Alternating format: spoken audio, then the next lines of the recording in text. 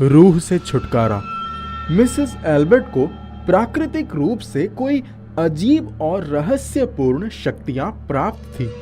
16 वर्ष की आयु में ही वे आत्माओं से बातें करती थी। भविष्य में होने वाली घटनाओं का विस्तृत ज्ञान उन्हें समय से पहले ही हो जाता था। छोटी उम्र होने के बावजूद वो बहुत ही निडर थी। घर वालों को उनकी अलौकिक शक्तियों का अनुमान बहुत देर से हुआ। पैरानॉर्मल विषय की खोज में उनकी बहुत रुचि थी। जब भी कहीं इस तरह की कोई घटना होती तो वो जरूर जाती थी। एक दिन वे घर के सारे काम निपटाकर बैठी ही थी कि अचानक फोन की घंटी बज उठी। आवाज किसी अजनबी महिला की थी। पहले तो उनकी समझ में ही नहीं आया कि बोलने वाली महिला कौन है। पूछने पर उसने बताया कि वे अहमदनगर के किसी दूर दराज इलाके से बोल रही थी और उन्हें उनकी सहायता की सख्त जरूरत थी।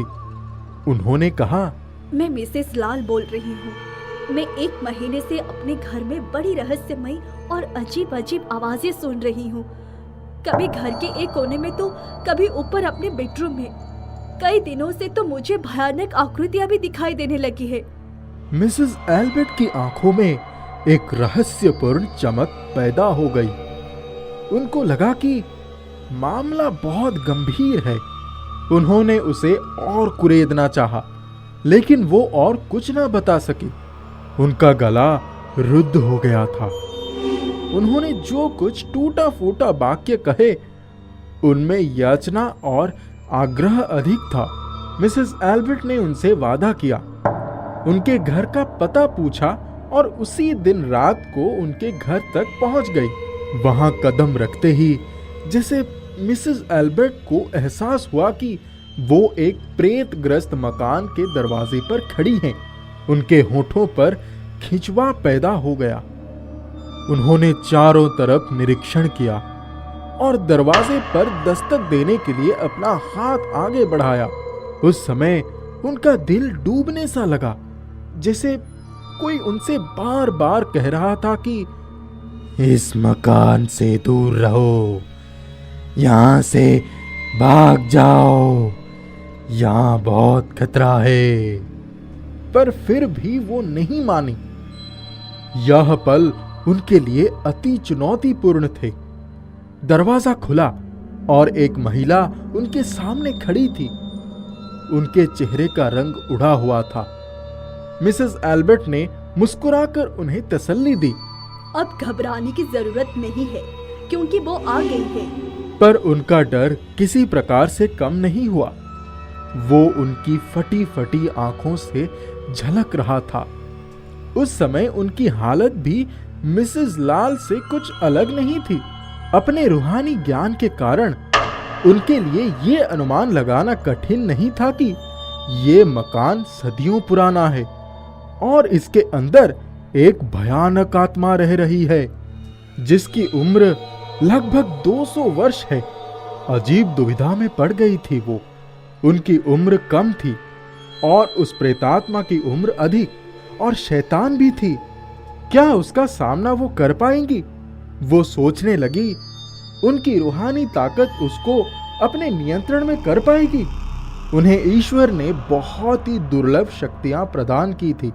इसमें कोई संदेह नहीं है कि उन्होंने इस प्रकार के हजारों संगीन और जटिल मामले निपटाए थे। लेकिन ना जाने क्यों यहाँ आने के बाद उन्हें बार बार लग रहा था कि इस बार बात वैसी नहीं है जैसी पहले हुआ करती थी। उन्होंने मिसेस लाल के बेडरूम के 3-4 चक्कर लगाए। वहां एक बड़ी सी खिड़की थी जहां से भूत के आगमन का सिलसिला शुरू हुआ था। मिसेस लाल, उनके पति और 3 बच्चे नीचे ड्राइंग रूम में ही सो जाते थे।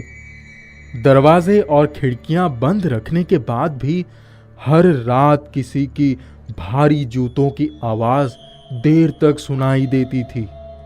कभी कभी ड्राइंग रूम का दरवाजा खटखटाने की आवाज भी आती थी। ऐसे हाल में वो लोग बच्चों को सीने से चिपकाए सारी सारी रात जागते थे। वे मिसेस एल्बर्ट के चेहरे को बार बार देख रही थी। वो शायद आश्वस्त होना चाहती थी कि ये महिला उनकी परेशानी का समाधान कर भी पाएगी या नहीं। रात का अंधेरा हो चुका था। कुछ समय तक वो मिसेस लाल के पास खड़ी रही, फिर कुर्सी पर बैठ गई। उन्होंने पूछा, क्या बच्चे सो गए? मिसेस लाल ने बताया कि नहीं, इस हालत में उन्हें नींद नहीं आ सकती। उन्होंने भनाई आवाज से कहा, आप बहुत ही कायर है। मैं इतनी देर से आपको समझा रही हूँ कि आप अधिक भयभीत होने की जरूरत नहीं है। मैं आज रात तक सारा मामला ठीक कर दूंगी। हाँ, ये बताइए कि आपके बच्चे किस कमरे में सोते हैं? स्टोर रूम में अपने पिता के साथ है। ठीक है, ये बहुत अच्छा है, वहीं भी सुरक्षित है। मिसेस लाल ने आशंकित नजरों से उनकी तरफ देखते हुए कहा, क्या आप सचमुच हमें उससे मुक्ति दिला देंगी? मेरे बार बार कहने पर भी आपको भरोसा नहीं है? उन्होंने तनिक गुस्से भरे स्वर में कहा, अगर मेरे लिए ये काम इतना मुश्किल होता तो मैं यहाँ क्यों आती?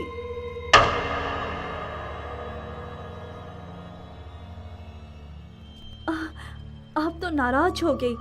मेरे पूछने का मतलब ये नहीं था।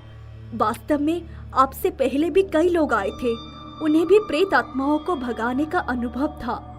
उन्होंने अपना काम भी किया, पर स्थायी रूप से कोई फायदा नहीं हुआ। फिर मिसेस एल्बर्ट ने कहा, अच्छा, अब आप बच्चों के पास जाइए और स्टोर का दरवाजा बंद कर लीजिए।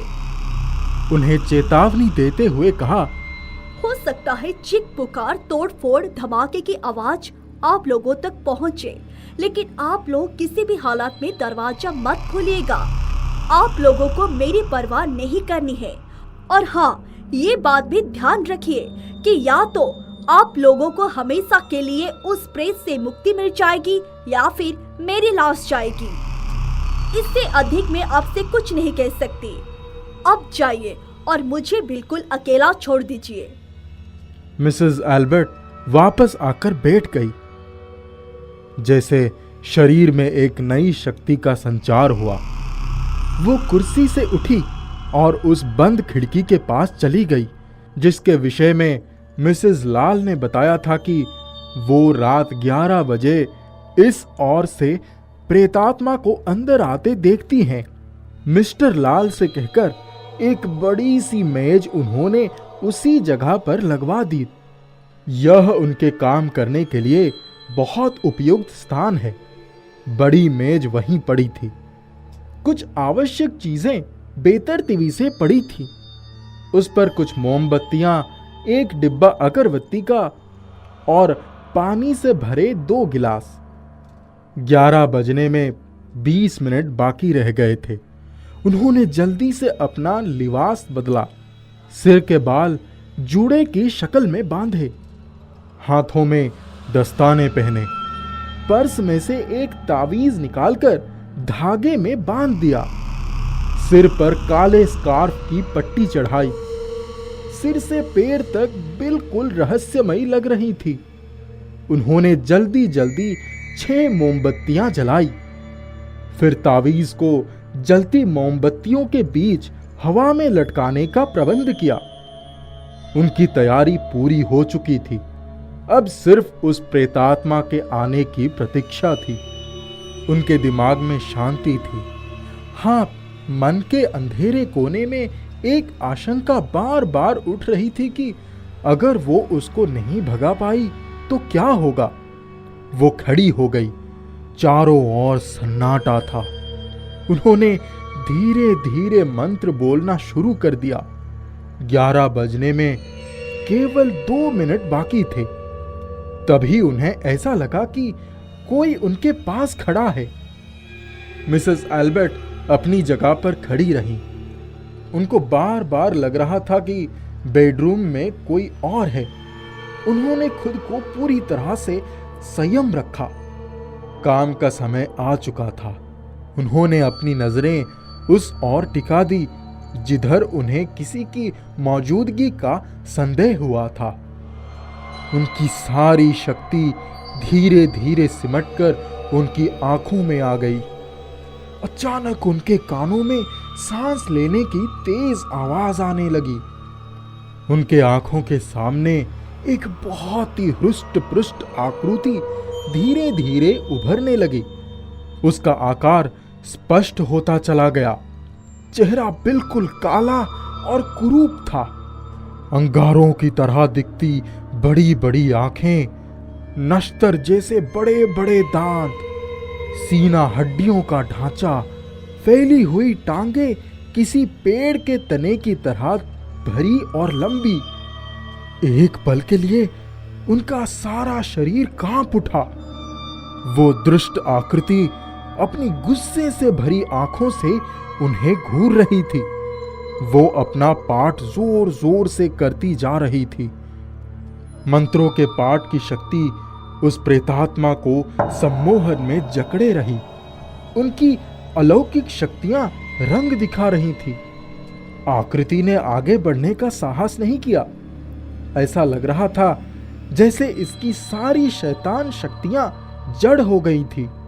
वो अपनी जगह पर स्थिर खड़ा था। केवल उसकी अंगारों जैसी आंखें उन्हें देख रही थी। फिर उन्होंने उसे खिड़की से अंदर आने का आदेश दिया। उसने धीरे से अपने शरीर को सीधा किया।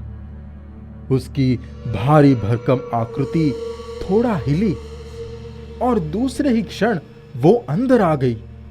उसके अंदाज में आज्ञाकारी होने की झलक नजर आई।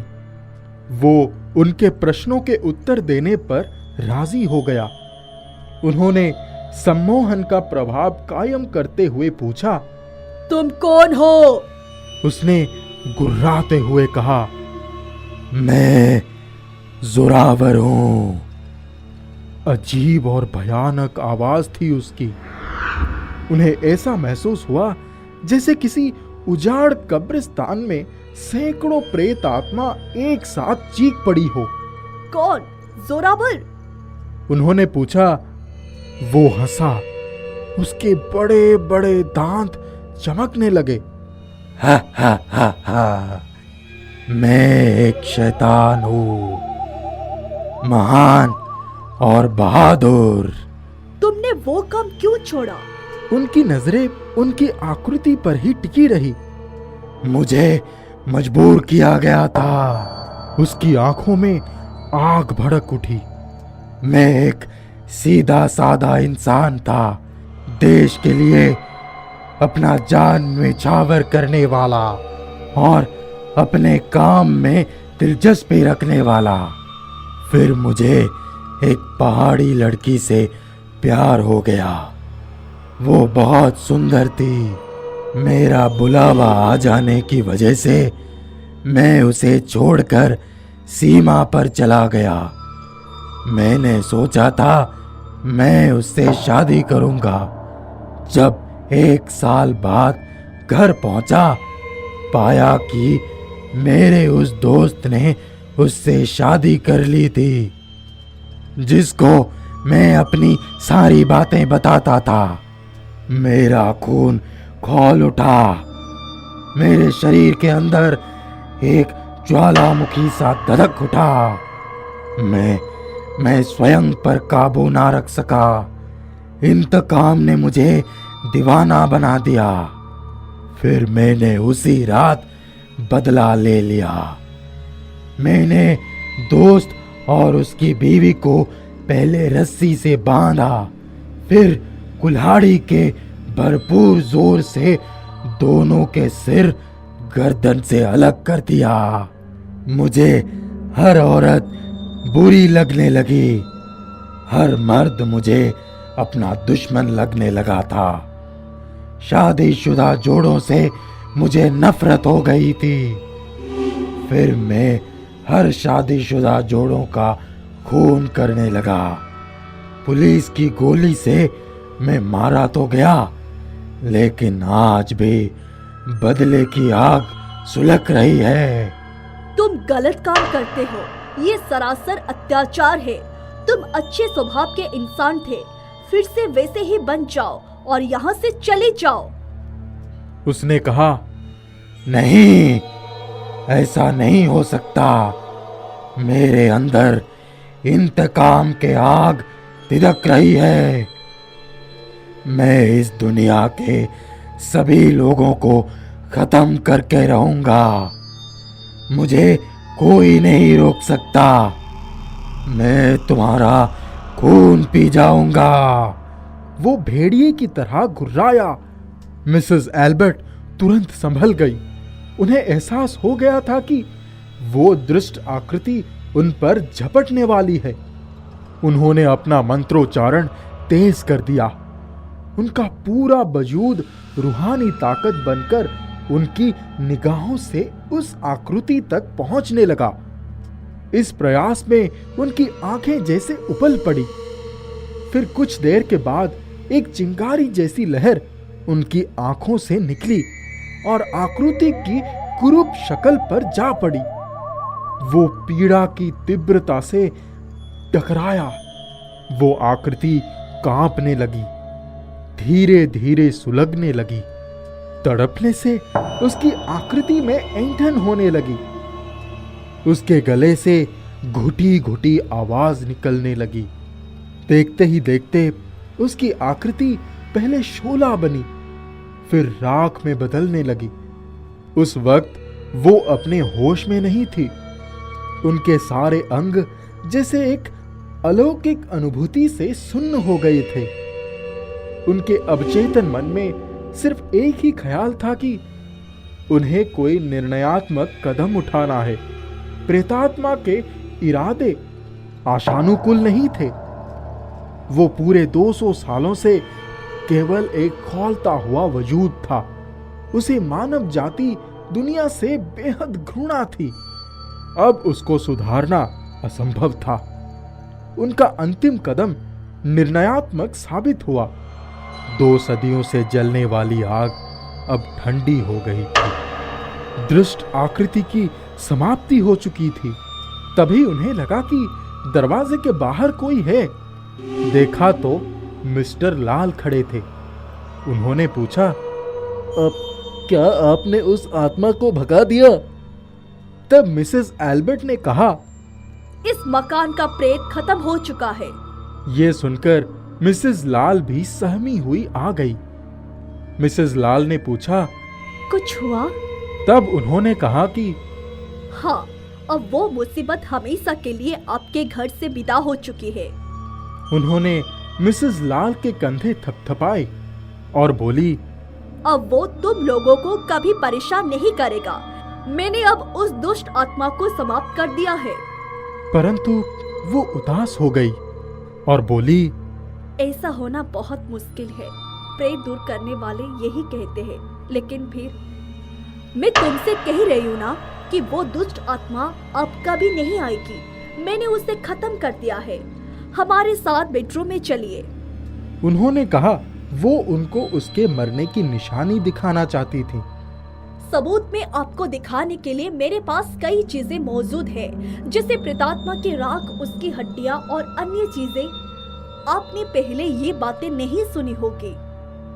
मिस्टर लाल आगे बढ़े। उनके पीछे मिसेस लाल थी।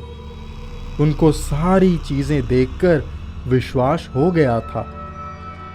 मिसेस एल्बर्ट को खुशी थी कि उन्होंने सबका दिल जीत लिया था। वो घर पूरी तरह से प्रेत मुक्त हो चुका था।